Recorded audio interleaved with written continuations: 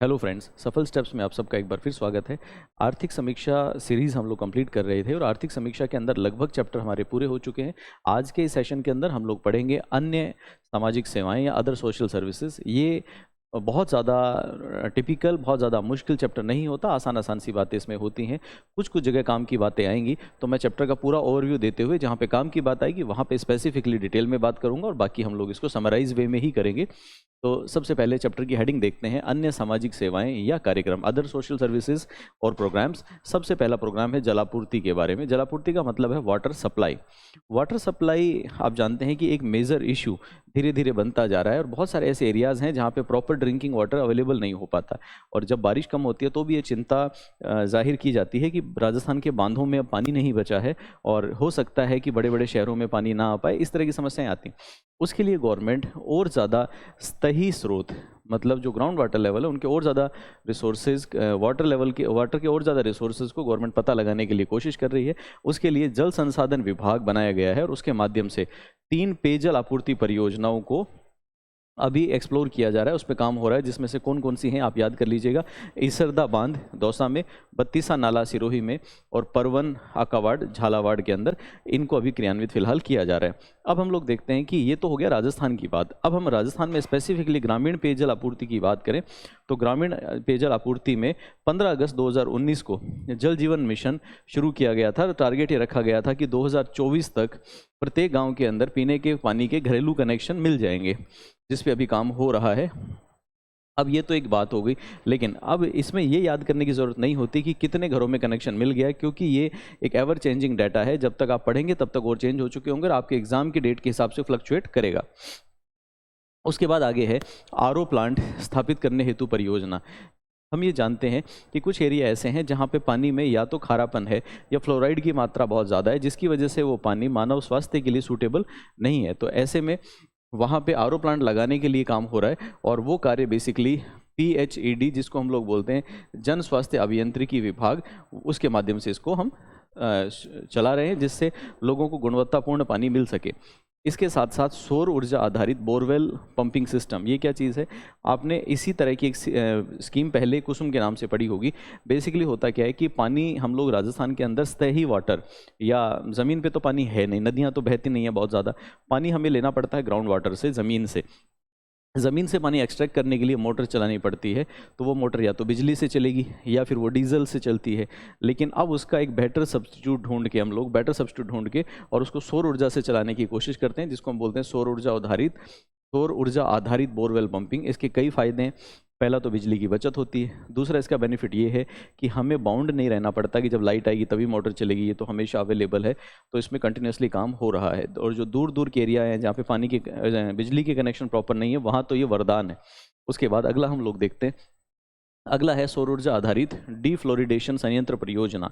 ये क्या चीज़ है? हम लोग ये जानते हैं कि कुछ जगह पानी के अंदर फ्लोराइड बहुत ज़्यादा है, तो वहाँ पे फ्लोराइड को कम करने के लिए डीफ्लोरिडाइजेशन संयंत्र या डीफ्लोरिडेशन मशीन लगाई जाती है। और वो मशीन भी हम ऐसी प्लान कर रहे हैं कि जो सौर ऊर्जा से चल सके। इसके लिए भी कंटिन्यूसली राजस्थान में काम हो रहा है। इसके साथ साथ ग्रामीण क्षेत्र में जितने हैंडपम्प्स वगैरह पहले लगे थे, वो हैंडपम्प धीरे धीरे खराब हो जाते हैं। कईयों में पानी आना बंद हो जाता है क्योंकि उनकी गहराई जहाँ तक थी वहाँ तक पानी नहीं रहता। कुछ हैं जो टूट फूट जाते हैं, उनको वापस क्रियाशील बनाने का काम भी सरकार कर रही है। इसके अलावा अन्य सामाजिक सेवाओं में ही एक और कार्यक्रम है जिसका नाम है मिड डे मील।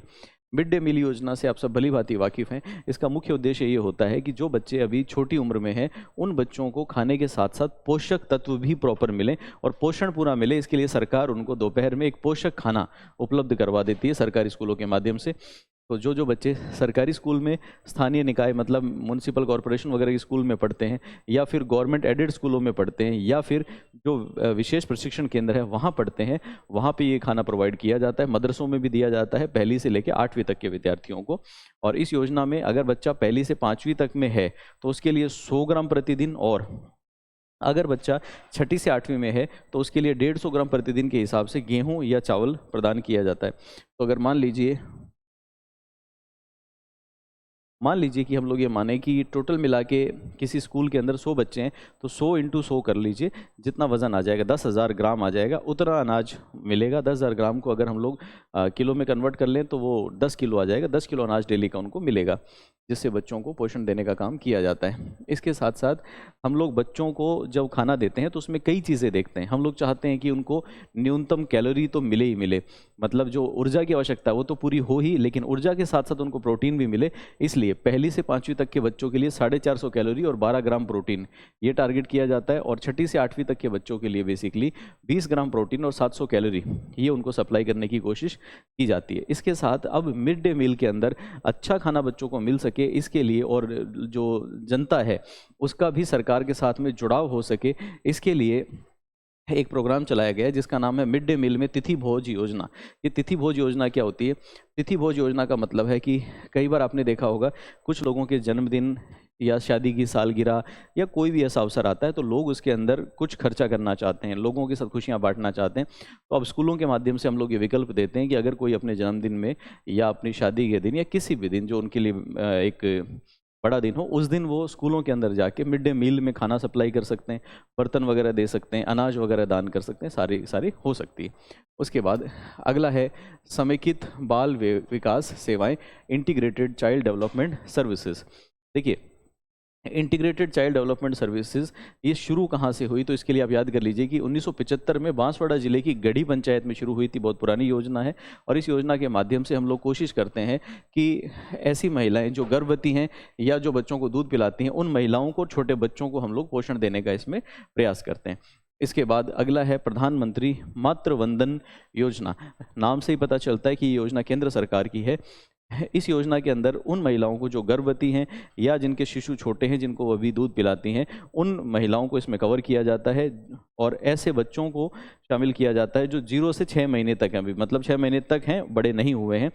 हम करते क्या है, पोषण की स्थिति सुधारने के लिए उनको पोषक तत्व उपलब्ध कराने की कोशिश करते हैं, और जो भी लाभार्थी होगा, मतलब जो महिलाएं इसमें लाभार्थी होंगी, उनको 5,000 रुपये की सहायता राशि यहाँ पे दी जाती है। लेकिन ये सहायता राशि एक बार में ना देके 3 किश्तों में देते हैं। पहली किश्त 1,000 रुपये, फिर 2,000 रुपये और फिर 2,000 रुपये, कुल मिला के 5,000।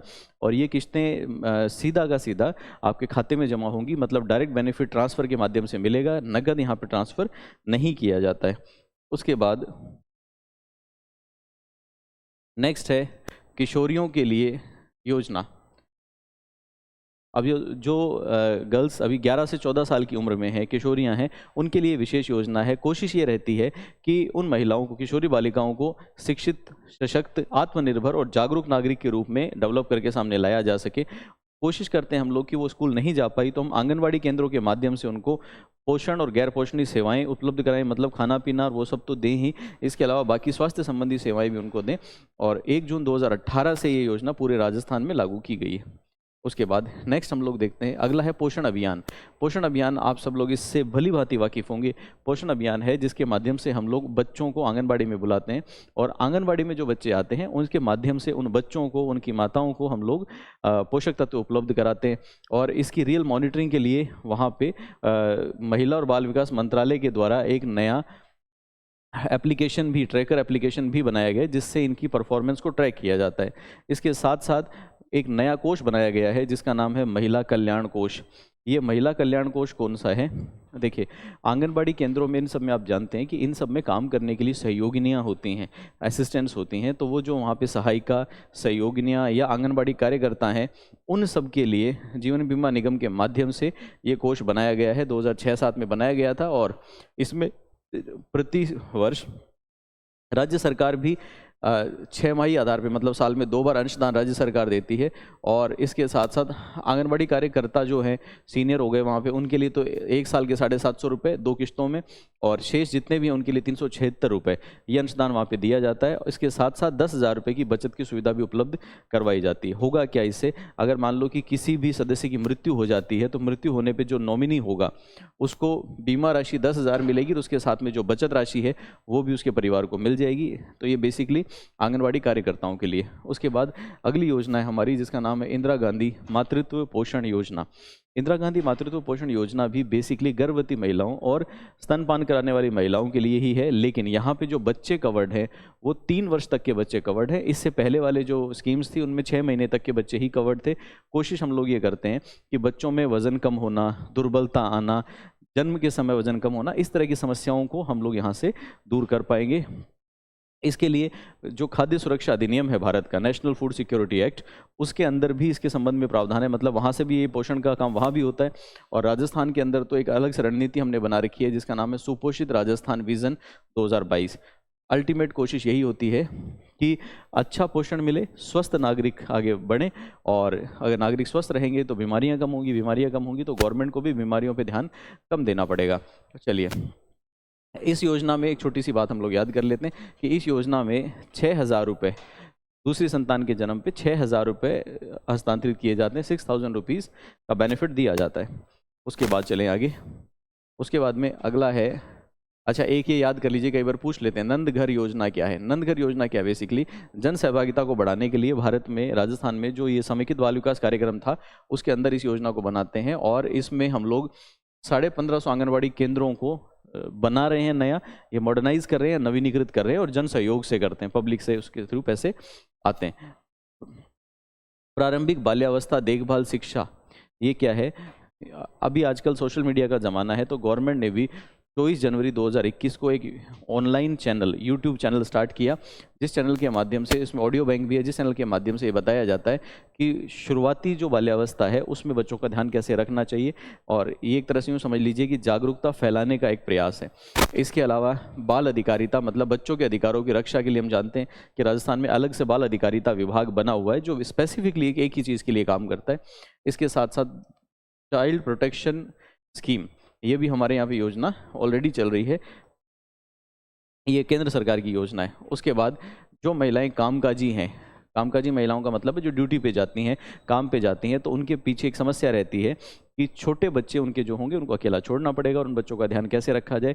इसके लिए सरकार ने पहले अपने सभी महिलाओं के लिए एक डे केयर सुविधा शुरू करने के बारे में सोचा, जो पूरे भारत में लागू होगी, और इसका नाम रहेगा नेशनल क्रैच स्कीम। 6 महीने से 6 साल तक के बच्चे इसमें आने के लिए एलिजिबल रहेंगे। उसके बाद अगला है राष्ट्रीय खाद्य सुरक्षा योजना। खाद्य सुरक्षा योजना, जिसको हम लोग फूड सिक्योरिटी स्कीम बोलते हैं, उसको यहाँ अलग से पढ़ने की ज़रूरत नहीं है, लेकिन फिर भी मैं आपको एक बार यहाँ पे बता देता हूँ कि जनसंख्या में बीपीएल तो हैं ही, बीपीएल के अलावा कुछ परिवारों को अंत्योदय परिवार के रूप में अलग से छांटा जाता है। जो परिवार अंत्योदय परिवार की कैटेगरी में आते हैं उन परिवारों को राशन कार्ड के हिसाब से 35 किलो गेहूँ, और बीपीएल और स्टेट बीपीएल परिवार को एक व्यक्ति के लिए 5 किलो गेहूँ 2 रुपये किलो के हिसाब से दिए जाते हैं, जिसको अब कम करके 1 रुपया कर दिया गया, 1 रुपये किलो के हिसाब से दिया जा रहा है। इसके अलावा जितनी भी उचित मूल्य की दुकानें, उचित मूल्य की दुकानों का मतलब हो गया राशन की दुकानें। राशन की दुकानों पे जब हम लोग जाते हैं तो वहाँ पे कई बार ये सुनने को मिलता है कि राशन की दुकानों में भ्रष्टाचार होता है। जो लोग राशन नहीं लेने आते उनका राशन भी किसी और को दे के, और मतलब उनके इशूड राशन दिखा के, राशन इशू हो गया ऐसा दिखा के उस राशन को बाद में कहीं बाहर बेच दिया जाता है। इन सारी समस्याओं से निजात पाने के लिए अब वहाँ पे POS मशीनें लगा दी गई हैं, जिसमें बायोमेट्रिक सत्यापन होता है। आपको अंगूठा लगाना पड़ता है, और बायोमेट्रिक सत्यापन के बाद ही आपको अनाज या जो भी सुविधा वो मिलती है। और आजकल तो मोबाइल पे OTP का सिस्टम भी चल रहा है कि अगर मान लो कोई ऐसा व्यक्ति है जो फिंगर स्कैन कर रहा है लेकिन उसकी फिंगर स्कैन हो ही नहीं पा रही है, तो ऐसे में एक ऑप्शन दे दिया गया है कि मोबाइल पे OTP के माध्यम से भी ये राशन प्राप्त किया जा सकता है। और धीरे धीरे one nation one ration card पे काम हो रहा है, जिसकी सहायता से फ़ायदा क्या होगा, पूरे भारत में कहीं भी जाके आप राशन की सुविधाओं का लाभ ले पाएंगे। उसके बाद अगला देखिए, राजस्थान राज्य खाद्य एवं आपूर्ति निगम लिमिटेड। तो देखिए, ये खाद्य एवं आपूर्ति निगम लिमिटेड का मुख्य काम राजस्थान के अंदर फूड सप्लाई को स्मूथ रखना है। 1956 में ये क्या नाम है, 2010 में इसको बनाया गया था। 1956 में जो कंपनी अधिनियम बना उसके अंतर्गत इसको पंजीकृत कराया गया। वर्तमान में कंपनी अधिनियम 2013 वाला लगा हुआ है। इसका मुख्य काम है राजस्थान के अंदर चीनी वितरण करना, और चीनी वितरण के साथ साथ जो अंत्योदय परिवार है उनको फ्री चीनी जो दी जाती है वो भी 1 किलो चीनी पर परिवार अवेलेबल करवा देना। इसके बाद अगला है मुख्यमंत्री अनुप्रति कोचिंग योजना। मुख्यमंत्री अनुप्रति कोचिंग योजना में तो आप सभी लोग पहले से ही इंटरेस्टेड भी हैं और जागरूकता रखते होंगे इस बारे में कि मुख्यमंत्री जी ने अनुप्रति कोचिंग योजना के नाम से कोचिंग योजना चलाई, जिसके अंदर कोई भी बच्चा अगर प्रोफेशनल कोर्स करता है या नौकरियों के लिए तैयारी करता है तो उसके लिए जो भी प्रतियोगिता परीक्षा आयोजित होगी, जैसे कि यूपीएससी आईएएस वगैरह बनने के लिए, आरपीएससी, इस तरह की प्रतियोगी परीक्षाओं की तैयारी के लिए कोचिंग में सहायता की जाती है। अब ये योजना 2021-22 में शुरू हुई। अनुसूचित जाति, अनुसूचित जनजाति, अन्य पिछड़ा वर्ग, विशेष पिछड़ा वर्ग, अल्पसंख्यक माइनॉरिटी और आर्थिक रूप से पिछड़ा वर्ग और विशेष योग्यजन, ये सब लोग इसके अंदर योजना का लाभ ले सकते हैं। शर्त यह है कि आपकी पारिवारिक आय 8 लाख रुपए से ज़्यादा नहीं होनी चाहिए। और अगर मान लीजिए कि किसी के माता पिता सरकारी सेवा में हैं तो वहाँ पे हम लोग ये देखते हैं कि उनका जो पे मैट्रिक्स है उसमें L11 से ज़्यादा उनकी सैलरी नहीं होनी चाहिए। ये क्या है, सैलरी के हिसाब से सरकारी कर्मचारियों के लेवल बने हुए हैं, L2, L3, L5, L6, L7, L10, इस तरह से। तो L11 से ऊपर आपका लेवल नहीं होना चाहिए, तभी इस योजना में आप एलिजिबल हैं, नहीं तो नहीं है।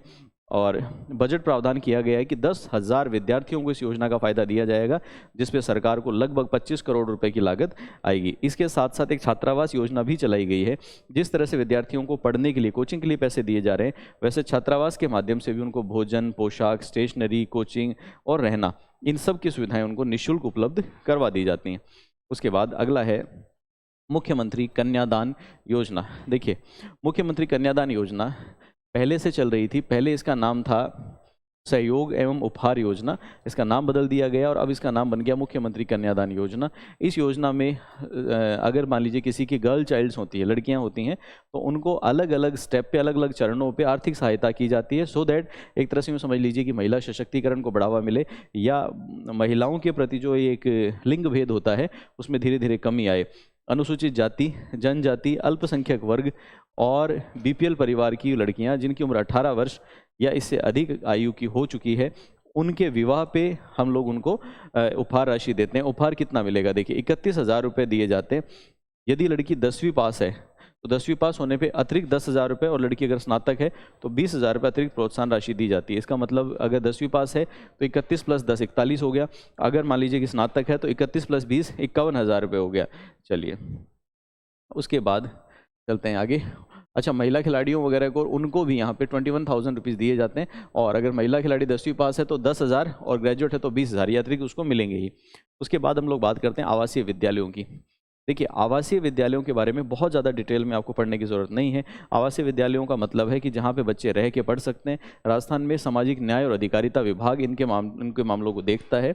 आर्थिक पिछड़े वर्ग के बच्चे, SC ST बैकग्राउंड के बच्चे जो अपने आप में पढ़ने लिखने में सक्षम नहीं हैं, उनको उन आवासीय विद्यालयों के माध्यम से अच्छी शिक्षा देने का प्रयास किया जाता है। उसके बाद आता है कि सोशल सिक्योरिटी के लिए राजस्थान में पेंशन योजनाएं कौन कौन सी चल रही हैं। तो पहली पेंशन योजना है इंदिरा गांधी राष्ट्रीय वृद्धावस्था पेंशन योजना। ये योजना नाम से ही पता चलता है कि ये केंद्र सरकार की योजना है, और इस योजना को 2007 में प्रारंभ किया गया था। इस योजना में जो रजिस्टर्ड BPL परिवार है उनके 60 साल या इससे ज़्यादा के व्यक्तियों को पेंशन मिलती है। 60 साल से ज़्यादा और 75 साल से कम आयु के जितने भी लोग होंगे उनको 750 रुपये पर मंथ, और 75 साल से ज़्यादा जितने भी होंगे उनको 1,000 रुपीज़ पर मंथ के नाम से पेंशन दी जाती है। उसके बाद अगला है इंदिरा गांधी राष्ट्रीय विधवा पेंशन योजना। ये योजना भी 2009 में शुरू हुई और ये योजना भी केंद्र सरकार की योजना है। इसके अंदर ऐसे BPL परिवार की विधवाएं जिनकी उम्र 40 वर्ष से ज़्यादा हो गई हैं उनको पेंशन दी जाती है, बाकी इसमें पेंशन के लिए एलिजिबल नहीं है। उसके बाद अगला है इंदिरा गांधी राष्ट्रीय निःशक्त पेंशन योजना। देखिए, BPL परिवार का अगर कोई सदस्य, ये योजना 2009 की केंद्र सरकार की योजना है। BPL परिवार का अगर कोई सदस्य बहु निःशक्तता, इसका मतलब है मल्टीपल डिसेबिलिटी से ग्रसित है, तो उनको यहाँ पे हम लोग कवर करते हैं, लेकिन आयु 18 साल या इससे ज़्यादा होनी चाहिए। उसके बाद देखते हैं आगे। अगला है हमारा मुख्यमंत्री वृद्धावस्था सम्मान पेंशन योजना।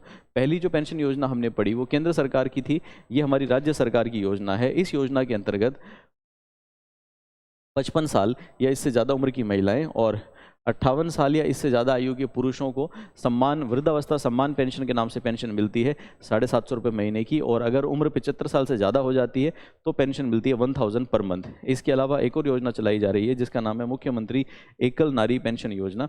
एकल नारी पेंशन योजना के अंतर्गत ऐसी महिलाएं जो अकेली रहने पे विवश हैं, जैसे कि विडोज़ या फिर डाइवोर्सी या फिर जिनको परित्याग कर दिया गया, ऐसी महिलाओं को यहाँ पे योग्य माना गया है और उनको इस योजना के अंदर पेंशन या आर्थिक सहायता दी जाती है। उसके बाद अगला है मुख्यमंत्री विशेष योग्य जन सम्मान योजना। समाज के वो लोग जो विशेष रूप से योग्य है, डिफरेंटली एबल्ड हैं, उनके लिए ये योजना है।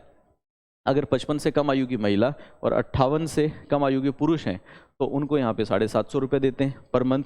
अगर मान लीजिए कि 55 साल से ज़्यादा आयु की महिला है और 58 से ज़्यादा का पुरुष है लेकिन अभी 75 साल के नहीं हुए तो 1250 रुपये, और सिलिकोसिस या कुष्ठ रोग से पीड़ित है तो 1500 रुपये ये पेंशन वहाँ पे दी जाती है। अगला है हमारा लघु और सीमांत वृद्धजन किसान पेंशन किसान सम्मान योजना। देखिए, लघु और सीमांत वृद्ध किसान ऐसे किसान जो छोटी भूमि पे 1 से 2 हेक्टेयर की भूमि पे खेती करते हैं, जिनका भूमि का आकार 2 हेक्टेयर से ज़्यादा नहीं है और वो वृद्ध हो चुके हैं, तो वहाँ पे हम देखते हैं कि उनकी आयु 55 वर्ष से अधिक है महिलाओं की, पुरुषों की 58 वर्ष से अधिक है, लेकिन 75 वर्ष से ज़्यादा नहीं है, तो वो इस पेंशन को पाने के लिए योग्य हैं और उनको पेंशन 750 रुपये प्रति माह की दर से मिलेगी। 75 साल से ज़्यादा हो जाने पे 1000 रुपये प्रति माह पेंशन मिलेगी। उसके बाद अगली योजना है पालनहार योजना। देखिए, पालनहार योजना पुरानी योजना नहीं है, ये तो नई योजना है। ये पालनहार योजना बेसिकली क्या है, कुछ बच्चे ऐसे होते हैं जिनकी उम्र बहुत छोटी है लेकिन उनकी देखभाल करने के लिए, उनका लालन पालन करने के लिए कोई उपलब्ध नहीं है, तो उनके लिए योजना है। कौन कौन यहाँ पे एलिजिबल हैं? ऐसे बच्चे जिनके माता पिताओं दोनों की मृत्यु हो गई है, या फिर माता पिता आजीवन कारावास की सज़ा भोग रहे हैं, या उनको मौत की सज़ा हो रखी है, या फिर मान लीजिए कि माता की मृत्यु हो गई है और पिता आजीवन कारावास काट रहा है, या फिर पिता की मृत्यु हो गई है और माता आजीवन कारावास काट रही है। कहने का मतलब है माता और पिता में से बच्चे को संभालने वाला कोई भी नहीं है, तो वो पालनहार योजना के अंदर योग्य होता है। उसके बाद अगला है मुख्यमंत्री हुनर विकास योजना। हुनर विकास योजना, इसको हम बोल सकते हैं कौशल विकास योजना है ये बेसिकली, और इसके अंदर हम लोग कोशिश ये करते हैं कि स्कूली शिक्षा के साथ साथ ही बच्चों को हुनर की शिक्षा भी दे दी जाए। इसके साथ साथ अगली योजना है डॉक्टर सविताबेन अम्बेडकर अंतर्जातीय विवाह योजना। हम लोग ये चाहते हैं कि समाज में जातिगत भेदभाव कम हो। इस जातिगत भेदभाव को कम करने के लिए जितने भी एससी और एसटी जाति के लोग हैं, अगर वो स्वर्ण जातियों में, ऊंची जातियों के अंदर विवाह करते हैं, चाहे लड़की हो चाहे लड़का, अगर वो दूसरी जाति में विवाह करते हैं तो वहाँ पे उनको एक आर्थिक सहायता दी जाती है, जिसका नाम है डॉक्टर सविताबेन अम्बेडकर अंतर्राज्यीय विवाह योजना। अब ये सहायता राशि है कितनी? शादी करने वाले कपल को 5 लाख रुपए की आर्थिक सहायता दी जाती है, तो 5 लाख रुपए काफ़ी सिग्निफिकेंट अमाउंट। उसके बाद में अगला है संभाग स्तरीय नारी निकेतन और महिला स्थानीय राज्य स्तरीय महिला सदन। ये क्या चीज़ है? देखिए, संभाग मुख्यालय जितने भी हैं वहाँ पे ये नारी निकेतन स्थापित किए जाते हैं, जिनका उद्देश्य है महिलाओं का उत्थान करना, वुमन एम्पावरमेंट करना।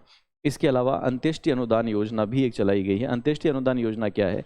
कभी कभी ऐसे लवारिस शव प्राप्त होते हैं, पुलिस को या किसी को भी लवारिस शव प्राप्त हो जाते हैं जिनके लिए कोई भी क्लेम करने नहीं आता। अब बॉडीज़ हैं, अगर कोई क्लेम करने नहीं आएगा तो एक टाइम के बाद में उनकी अंत्येष्टि, अंतिम संस्कार तो करना ही पड़ेगा। तो उनके अंतिम संस्कार के लिए कुछ एनजीओज़ हैं जो काम करते हैं, वो बीच में आते हैं और वो आके उनका अंतिम संस्कार का जिम्मा लेते हैं। तो अगर कोई रजिस्टर्ड एनजीओ लवारिस शवों की अंत्येष्टि करता है तो सरकार की तरफ से 5000 रुपीज़, 5000 रुपये पर शव दिए जाते हैं। उसके बाद अगली योजना है जिसका नाम है वृद्ध कल्याण योजना। देखिए, वृद्ध कल्याण योजना बेसिकली क्या है?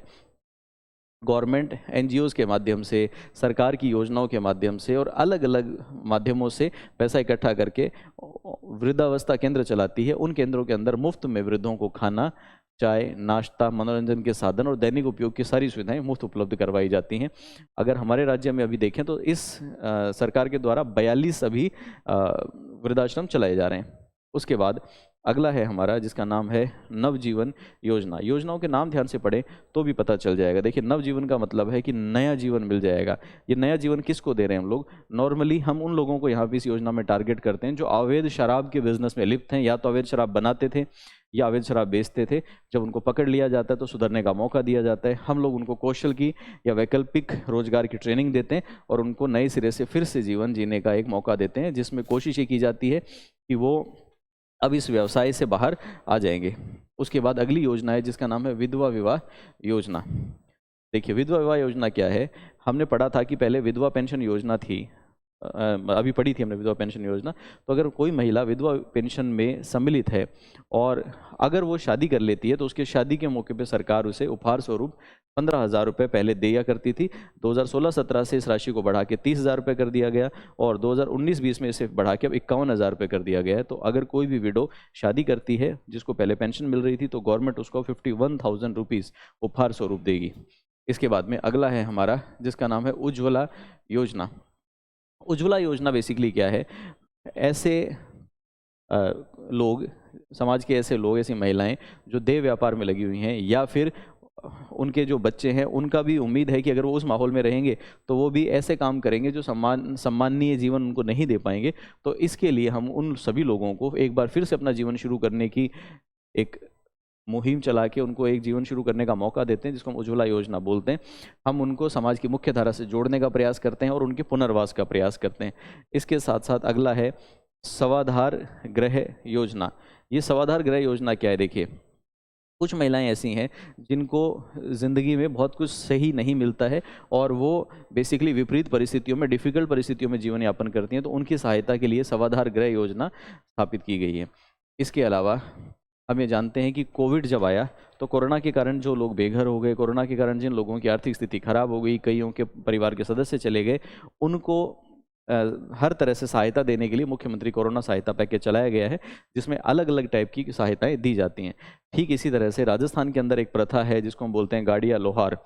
गाड़िया लोहार लोग स्थायी रूप से घर बना के नहीं रहते, वो एक जगह से दूसरी जगह अपनी गाड़ी के साथ मूव करते रहते हैं। अब समय आ गया है जब उनको स्थायी रूप से घर बना के रहने की सुविधा सरकार के द्वारा दी जा रही है। ऐसे में सरकार गाड़िया लोहारों को, अगर वो ग्रामीण क्षेत्र में घर बना के रहना चाहते हैं तो 150 गज की भूमि और शहरी क्षेत्र में बना के रहना चाहते हैं तो 50 गज की भूमि आवंटित करने का वादा उनके साथ करती है। अगर मान लीजिए कि किसी के पास में पहले से ही खुद की ज़मीन हो तो उसको मकान बनाने के लिए हम लोग 70,000 रुपये देते हैं, लेकिन 70,000 रुपये एक किश्त में नहीं, 3 किश्तों में मिलते हैं। पहली बार 25, फिर 25 और उसके बाद में 20,000 रुपये। इस तरह से उनको हम लोग 70,000 रुपये की सहायता देते हैं। गाड़िया लोहार अगर अपना व्यवसाय कर रहा है तो उसको कच्चे माल खरीदने के लिए भी हम आर्थिक सहायता देते हैं, लेकिन ये कच्चे माल की आर्थिक सहायता जीवन में एक बार मिलेगी और 5,000 रुपये आर्थिक सहायता उनको दी जाती है। उसके बाद नेक्स्ट देखते हैं हम लोग विशेष योग्य जन छात्रवृत्ति योजना। नाम से क्लियर है कि जो विशेष योग्य जन है अगर वो आगे पढ़ना चाहते हैं तो हम उनको यहाँ पे छात्रवृत्ति उपलब्ध करवाते हैं, लेकिन उन्हीं लोगों को देते हैं जिनकी पारिवारिक आय 2 लाख रुपए से ज़्यादा नहीं है।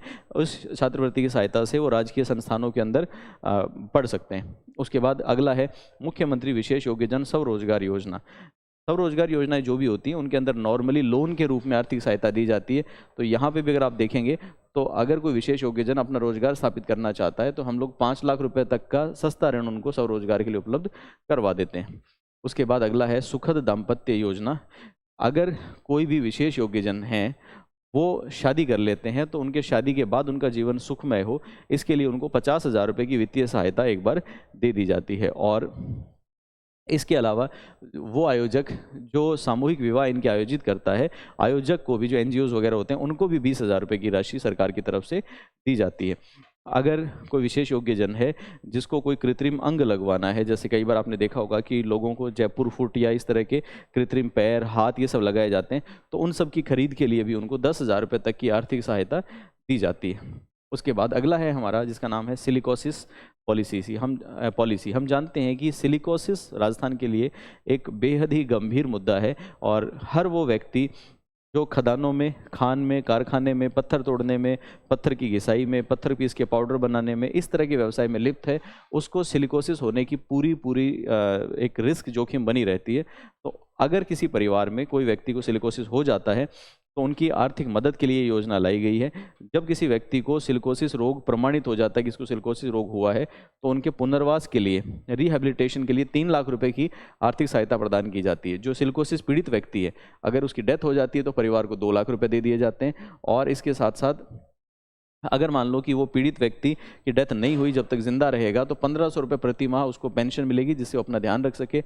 अगर मान लीजिए कि उसकी डेथ हो गई तो उसकी विधवा को 1,500 रुपये की विधवा पेंशन हर महीने दे दी जाती है। इसके साथ साथ पालनहार योजना के अंतर्गत उनके जो बच्चे वगैरह होंगे उनको भी 500 से 2,000 रुपये तक यहाँ पे उपलब्ध करवाए जाते हैं।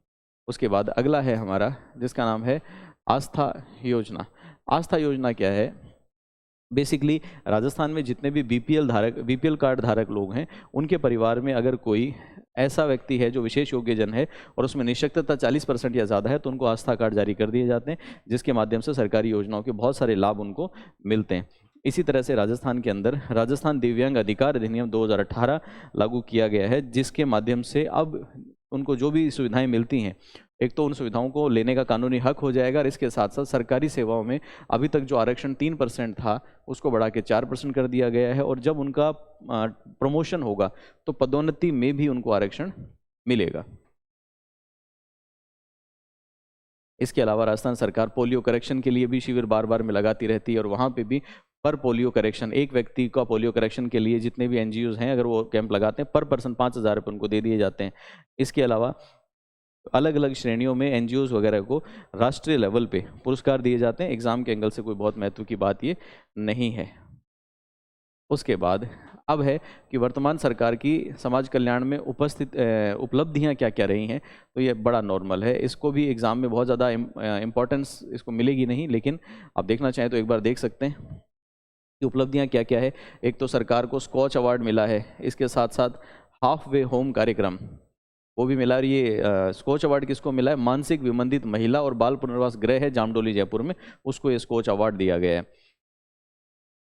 इसके अलावा अब हम बात करें कि जो अल्पसंख्यक मामलों के विभाग हैं, उनके द्वारा अल्पसंख्यक मामलात विभाग द्वारा कौन कौन सी योजनाएं चलाई जा रही हैं। तो एक तो है उसमें पोस्ट मैट्रिक स्कॉलरशिप, मैट्रिक के बाद में जिन बच्चों ने 50% से ज़्यादा अंक अगर हासिल किए हों तो उनको आगे पढ़ने के लिए, मेधावी छात्रों को आगे पढ़ने के लिए छात्रवृत्ति उपलब्ध कराई जाती है। शर्त यह है कि 2 लाख रुपए से ज़्यादा पारिवारिक इनकम नहीं होनी चाहिए।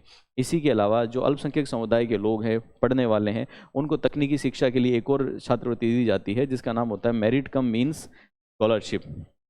इस योजना में हम देखते हैं कि पारिवारिक इनकम 2.5 लाख रुपए से कम होनी चाहिए और न्यूनतम बच्चे के पिछली परीक्षा में 50% अंक आने चाहिए। फिर उसके बाद हमने पढ़ा था कि मुख्यमंत्री अनुभूति कोचिंग योजना, ये हम ऑलरेडी पढ़ चुके हैं।